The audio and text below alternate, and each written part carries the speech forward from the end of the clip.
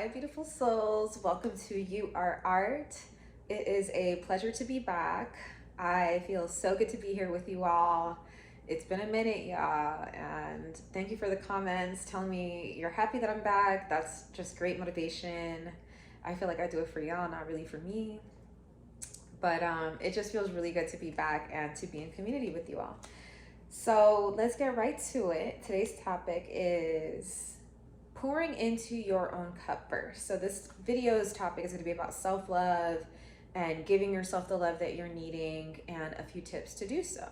Because a lot of times, especially for us empaths, we can tend to overgive, and a lot of times we're giving from an empty cup. You know, if our cup is not filled first, then we're not overflowing with abundance and giving from that filled cup, right? So tip number one with pouring into your own cup first is meditate. Cultivating a meditation practice will help you develop self-awareness, calmness of your nervous system, calmness of breath, calmness of thoughts. The whole list can go on, but it's just win, win, win, win, win. The hardest part about meditating is actually sitting, like getting to the point where you can sit, you know, taking the time to like actually sit down for that quiet time. I highly recommend doing it in nature. It makes it a bit easier for yourself. You get the support of the plants and the trees. This is a reminder to myself, I'm needing to get out of nature more and really wanting to, because it just takes your meditation to another level, right? So that's tip number one, meditate. And you can really start with 2 minutes a day and then increase it to 5 and then 10, etc., etc., etc. So don't beat yourself up. It's not about, you know, keeping your mind completely quiet. That's not what it's about. It's really about sitting with yourself. And in doing so, you are actually pouring into your cup just by doing that alone. You're literally pouring into yourself by giving yourself the space to be with you. So that's the first tip. Second tip is compassion.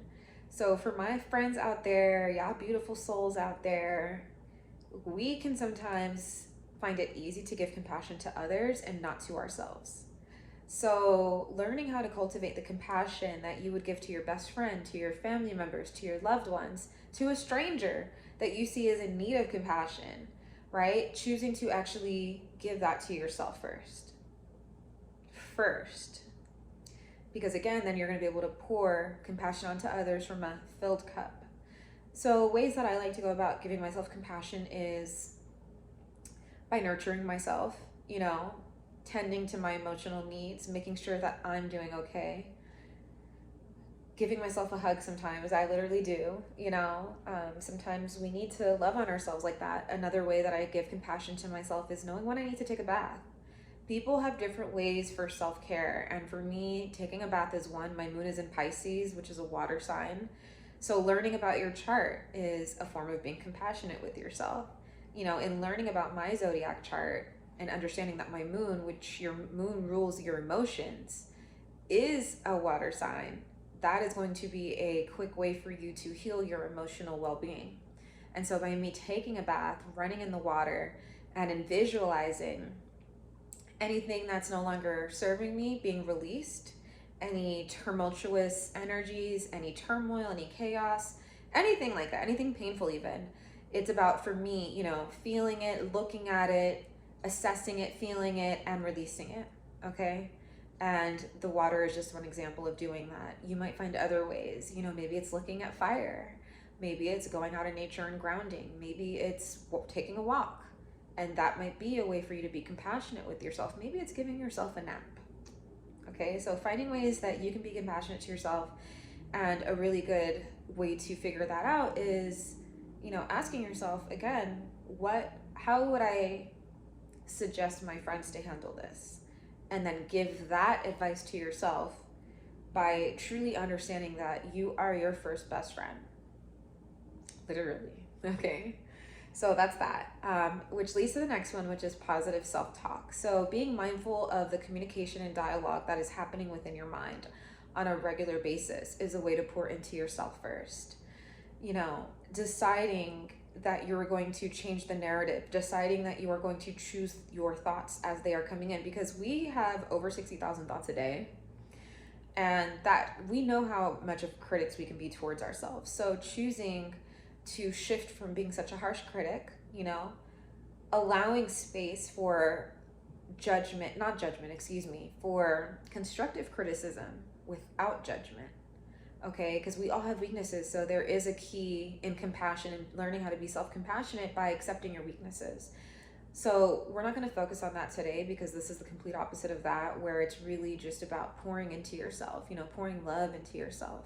And so through having positive self-talk, you are being loving to yourself. You're being kind to yourself. Are you being kind to yourself? Asking yourself if you are, because a lot of times we'll go out the day and not even pay attention to the thoughts we're actually feeding ourselves. Not only are we feeding our mind our thoughts, we're feeding our souls, we're feeding our bodies.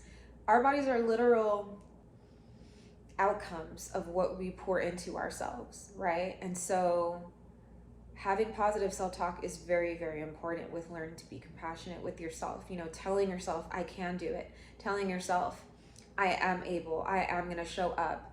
I am going to believe that I'm worthy of every single thing I desire.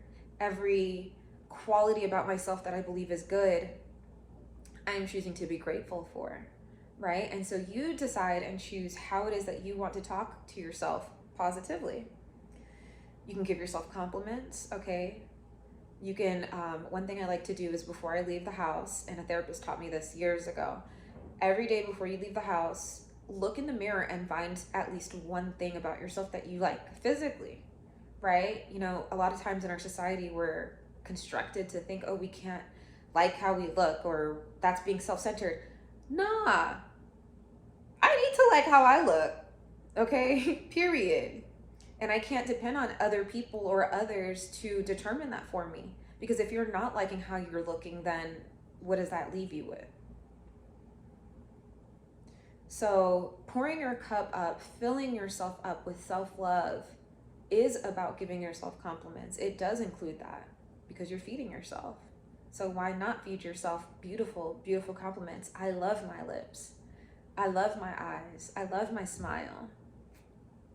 Right? And through that, then you can build a deeper sense of security within your being, where you're no longer needing external validation.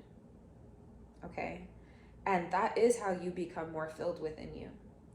And then as we're on the top topic and concept of feeding our minds and feeding ourselves with positivity and self-love, this can also go towards, what are you feeding your body in terms of food? Are you listening to your body? Are you listening to your intuition when it comes to what you're feeding your body? Are you eating junk food 5 days a week? And it's not to judge ourselves. It's just to be mindful of what we're pouring into ourselves. Because again, this is a video on how can we pour more into our beings.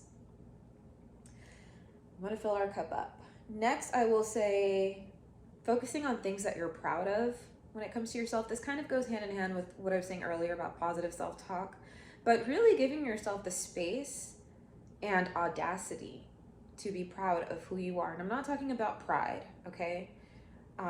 We want to be mindful of pride always, where it's not about being better than anybody or putting a wall up and being ego-driven. That's pride, and that's based out of fear. This is what I'm talking about. Learning how to cultivate being proud of yourself is an act of self-love, because it's stemming from a sense of dignity, okay? When you allow yourself to be proud of who you are, you can choose to be proud of your accomplishments. You can choose to be proud of the fact that you may have manners, the fact that you're a thoughtful person. This is something that you have the birthright to be proud of and to feel a sense of dignity about. Dignity is something that I believe is cultivated, and it takes effort. Because again, our society does not necessarily teach us, oh, go out and have dignity for yourself. And that can lead me to so many other things. I'm thinking of other examples like having poise, being well poised, having elegance, being eloquent. What are you doing to strive to be more eloquent? What are you doing to strive to be more elegant, to be more graceful, right? Because all of these things are ways that you can choose to fill your own cup up first. Next, I will say, it was hard for me to read my handwriting. I go through that sometimes, y'all. I'll write down the notes so I don't leave anything out. And then I sometimes struggle with reading my handwriting, but we're not going to be a critic over ourselves. And, you know, it's also too, before I get to the last point, when you encounter your inner critic, two things I want to say. One is you can learn to be aware of it and speak kindly to it, right? Decide that this is something that you find unique about yourself. For example, case in point, my handwriting. I could either go in the harsh critical way and be like, oh my gosh, my handwriting sucks, it's chicken scratch, yada yada yada yada yada, can't even read it. Or I can embrace that quality about myself, talk about how I've read articles that people who are highly intelligent usually do have a messier handwriting, and that is something that I find unique about myself, that my own unique signature handwriting is unique in itself. And the other thing I'll say about once your critic comes up, and this is something another therapist taught me, I'm an advocate for therapy. If you're not seeing a therapist, I highly recommend seeing one. Find you a good one. Get rid of them until you find you one that you feel is in a good partnership with you. I'm just an advocate for it because it makes your life better, right? That also goes hand in hand with pouring into your own cup, choosing to get therapy for yourself, because you're only benefiting you by doing that. It's filling you up.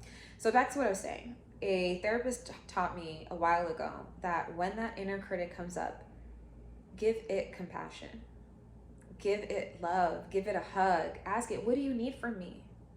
Yeah, what is that inner critic needing from you? Maybe it needs some attention from you, some awareness, some love, a hug. Hug that inner critic. Hear it out for a second and give it the love that it's needing, filling up that void within you, so that you're not looking outside of yourself, so that you're not being harsh to yourself, right? So that's what I will say about the inner critic. And then the final point is connecting with your ancestry. Whatever your ancestry is, connect to your roots, connect to your grandparents. There's so many ways you can do this. I could do a whole video on this. But by connecting to your ancestry and to your roots, you are actually feeding into your soul. You're pouring into you. It's like you're feeding. Let's say you have an ancestry from, I'll use one of my ancestries, for example, Lebanese, right? I found out 7 years ago I'm a quarter Lebanese. One thing I can do to connect to that Lebanese root is I can choose to eat Lebanese food. I can choose to read Arabic sayings, okay? I can choose to learn about the culture. And by doing that, I am pouring into my own cup, because that is literally what you're made of. So by you connecting to your ancestry, you're connecting to your roots. And when you connect to your roots, you're connecting to yourself and pouring more into yourself. So I hope that makes sense. I hope you found this video helpful. Before I let you go, please do like and subscribe. And I will say, I'm really excited, y'all. I have worked for 10 years on a book all about self-love and overcoming obstacles. I share a bit about my story, or a lot. I share a lot about my story in there, woven in. I give positive affirmations at the end of each chapter. Every chapter is a song by my favorite musician in the world. So I highly recommend getting the book. You will not regret it. I also channel my son Camden throughout many parts of the book. And my goal with releasing Believe in Your Soul is, well, one, that you believe in your soul, okay? I'm an advocate for that. I pray and wish that everybody could just believe in their souls. I think the world would be a much better place and people would be happier. But my other goal with this is that I hope that anybody who reads this book at any age, any place in the world, can take a nugget, take something good out of it. You know, I have to reread it sometimes myself for my own reminders. And yeah, I hope you check it out. It's at my website. I'll leave the link below. After September 2023, you'll be able to get it on Amazon.